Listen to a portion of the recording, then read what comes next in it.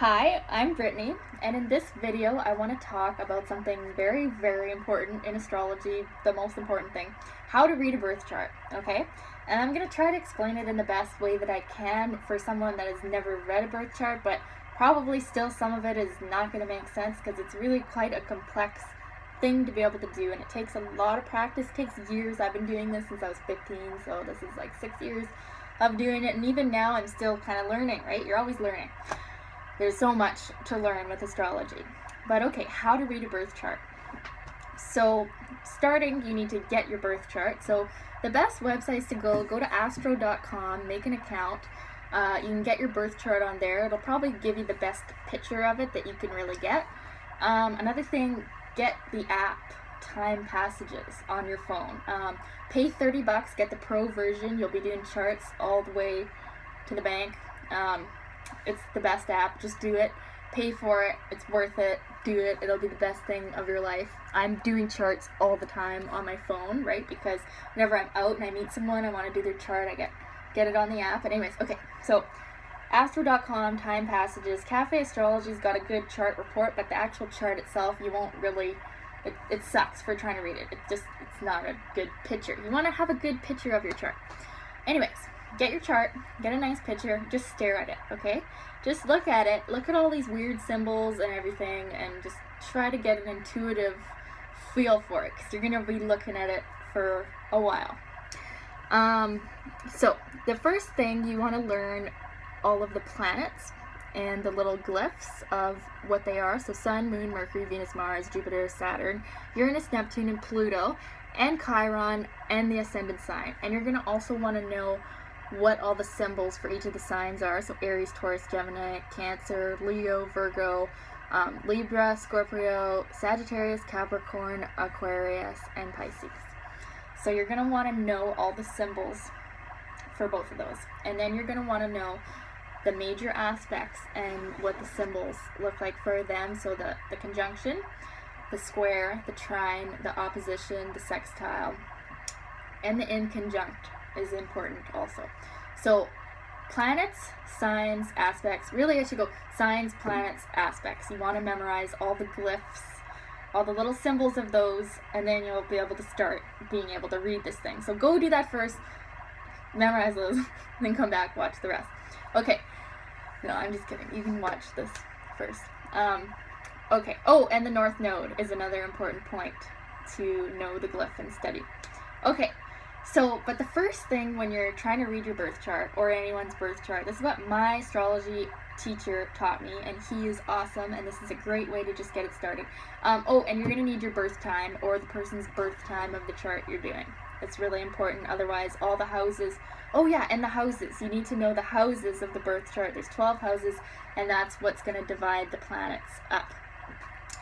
Okay, but first of all, look at the sign rising, the ascendant sign, okay? And keep in mind the ascendant sign will be wrong if the birth time is slightly off, okay?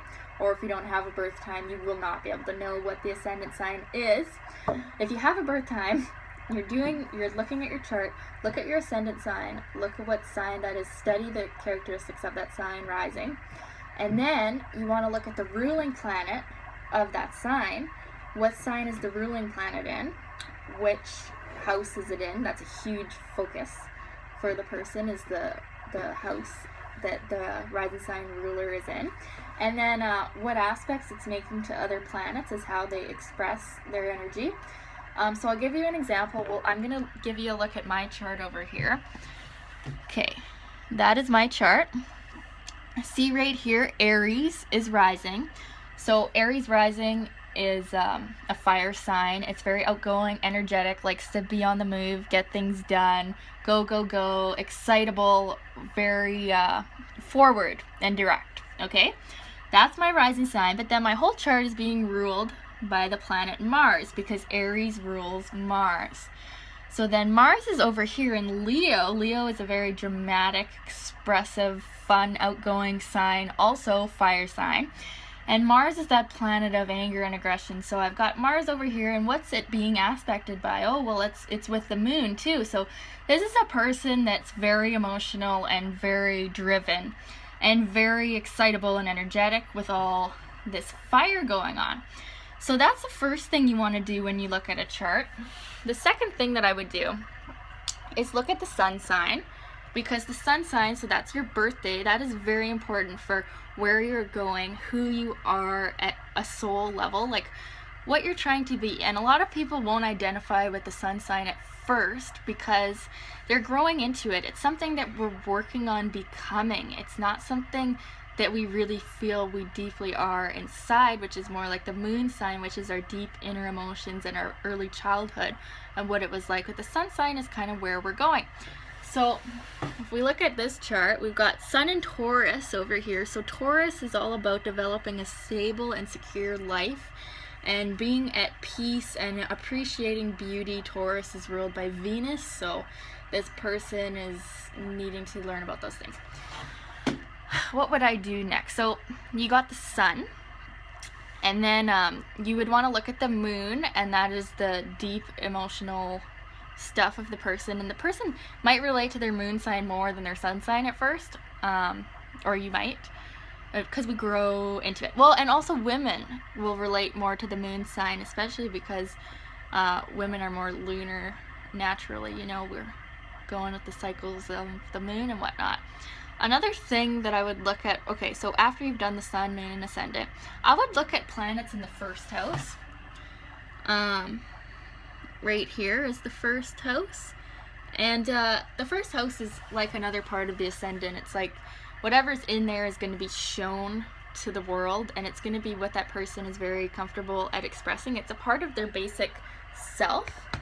So I would look there, and then just look at, you want to look at where the planets are and what houses. If there's like 5 planets in one house, you're going to want to really study what that house means, what those planets mean in that house.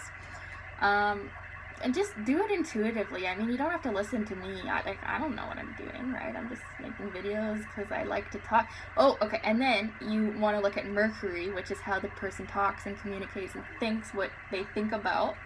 And then Venus is how they love, what they value, what they find beautiful. So that's lovely to look at. And then Mars is that planet of anger, sex, aggression. Then Jupiter is where we find our joy. Saturn is where stuff is a little hard for us, but we eventually learn a lot and become strong. Uranus is the planet of sudden changes and disruption. So whenever Uranus is in a house, it's kind of going to make that house a little wacky and out of the ordinary. And then Neptune shows where we're a little bit confused, a little bit delusional, but great potential for spiritual understanding and compassion in that house. Pluto will show where we're really intense and a little bit obsessed with maybe the affairs of that house. And then the sun in whatever house will show where we really shine and where we're meant to develop ourselves. And the moon will show where we have an emotional attachment and maybe go a little bit overboard on that house because we have this emotional neediness sort of there. And Mercury will show we like to talk about that, and that's where we use our mind and where we like to communicate a lot. But anyway, so planets and houses, very important. Another thing then that I would look at once you've looked at the planets and signs, planets and houses, the rising sign, the ruler of the rising sign, is then I would look at the aspects. And so the aspects are being made between planets. So if I have a sun at 17 degrees of Taurus and I have Mars at 17 degrees of Taurus, my sun is exactly conjunct with my Mars at a 0 degree orb, okay? Because the aspects go on the degrees of the signs. So you want to look at the aspects, and your chart program should show you what they are. So look at aspects that have 0 degrees orbs, so exact aspects, because those are going to be felt so strongly by that person or you, whoever you're studying for. If it's a 0 degree aspect, it's going to be felt like unconsciously. It's there, it's a part of you. So study that aspect, study the nature of the planets involved, study, and then up to 3 degree orb in an aspect is going to be really strongly felt actually, and up to about even 8 degrees can be counted as an aspect. So, and 10 for the sun or moon. So study all your aspects, and then study the North Node. That will show where your soul is going. And just study and do it. Yeah, don't listen to anyone. Just study your chart in the way that feels fun to you and exciting and happy learning. I hope this video helped a little bit. It might not have. I was kind of just rambling all over the place, but those are just some points to start out with. But find your own path and love it along the way. Okay, thanks for watching. Bye.